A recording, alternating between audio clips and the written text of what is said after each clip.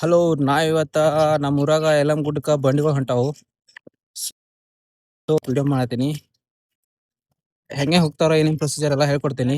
ಬರ್ರಿ ಹೋಗೋಣ. ಸೊ ನಾವು ಅಲ್ಲಿಂದ ಫಸ್ಟ್ ದೇವ್ರಿಗೆ ಬಂದು ದೇವ್ರಿಗೆ ಕಾಲು ಬಿದ್ದ ನಮಸ್ಕಾರ ಮಾಡಿ ನಂಗೆ ಒಳ್ಳೆ ಬುದ್ಧಿ ಕೊಡಪ್ಪ ಅಂತ ಕೇಳ್ಕೊಂಡು ಹೊರಗೆ ಬರ್ಬಿಡ್ದು ಎತ್ತುಗಳಿಗೆಲ್ಲ ಹುಟ್ಟಿಗೆ ಹುಡ್ಸತ್ತಿರು. ಹುಟ್ಟಿಗೆ ಹುಡ್ಸೋದು ಒಂಥರ ಪದ್ಧತಿ. ನಾವು ಅಲ್ಲಿಂದ ಸೀದಾ ದೇವ್ರ ತರಬೇಕಂತ ಬೇರೆ ಕಡೆ ಬಂದು ದೇವ್ರ ತೊಗೊಂಡು ಇದಕ್ಕೆ ಯಲ್ಲಮ್ಮ ಜಾಗ ಅಂತಾರೆ. ಯಲ್ಲಮ್ಮ ಜಾಗನ ಹೊತ್ಕೊಂಡು ಅದನ್ನ ಅತಿ ವಿಜೃಂಭಣೆಯಿಂದ ನೃತ್ಯ ಮಾಡ್ಕೊತ ತೊಗೊಂಬರಾಕತ್ತಿರು.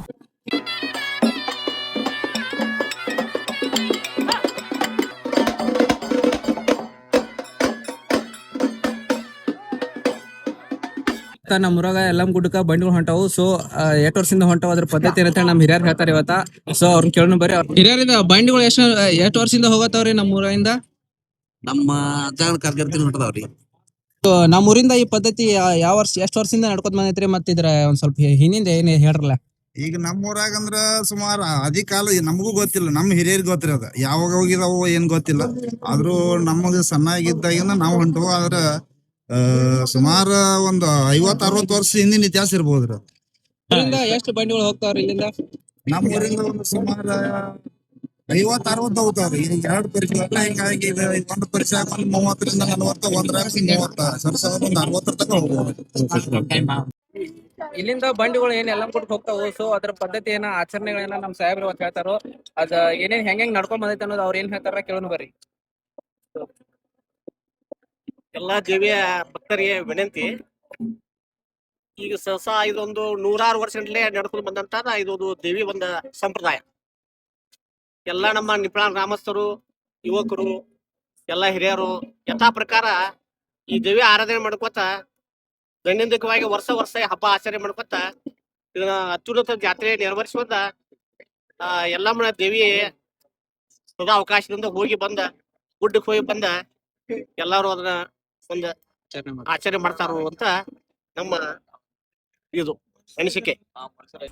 ಸೊ ನೀವು ಇಲ್ಲಿ ನೋಡ್ತಿರ್ಬೋದು ಎತ್ತುಗಳಿಗೆಲ್ಲ ಹೊಟ್ಟಿಗೆ ಉಡ್ಸತ್ತಾರೋ. ಇದು ನಮ್ಮ ಊರಿಂದ ಎಷ್ಟು ಬಂಡಿಗಳು ಹೋಗ್ತಾವಲ್ಲ, ಸೊ ಅವೆಲ್ಲ ಬಂಡಿಗಳು ಎತ್ತುಗಳು ಏನಿರ್ತಾವಲ್ಲ ಅವು ಎಲ್ಲದಕ್ಕೂ ಹೊಟ್ಟಿಗೆ ಉಡಿಸಿ ಇಲ್ಲಿಂದ ಕರ್ಕೊಂಡು ಹೋಗ್ತಾರೋ.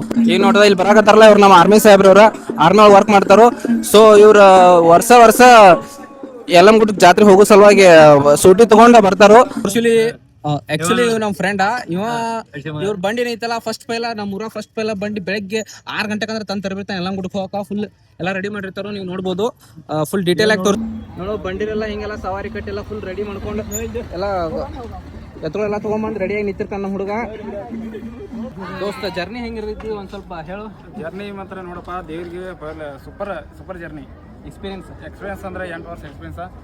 ಅಮ್ಮಗೆ ಏನು ಮಾಡಿದ್ವಿ ಏನು ಹಂಗೆ ಕೊಡ್ತಾಳಕ್ಕೆ ಹೋಗೋದು ಆರಾಮ್ 8 ದಿವಸ ಹೆಂಗೆ ಬರ್ತೇವೆ ಹೆಂಗೆ ಗೊತ್ತಾಗೋಲ್ಲ.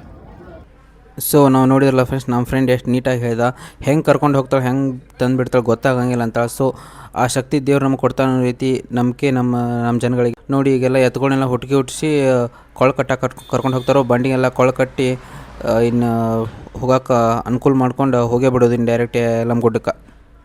ಬರೋ ತಡ ಎಲ್ಲ ಕೂತಿರಲ್ಲಿ ನಮ್ಮ ದೀಡ್ ಪಂಡಿತರ. ಇವನ ಹೆಸರು ಸಾಗರ್ ಬಡಿಗೆರ. ಇವ್ ನಿನ್ನೆ ಬಂಡಿ ಸವಾರಿ ಮಾಡಿದ ನೋಡ್ರಿ. ಇವ್ನ ಮುಖ ಅದ್ರ ಕ್ಲಿಯರ್ ಇಲ್ಲ, ಇವಾಗ ಕ್ಲಿಯರ್ ಆಗಿ ನೋಡ್ಕೊರಿ. ಕ್ಲೋಸ್ ಅಪ್ ನೇ ತೋರಿಸ್ತೀನಿ.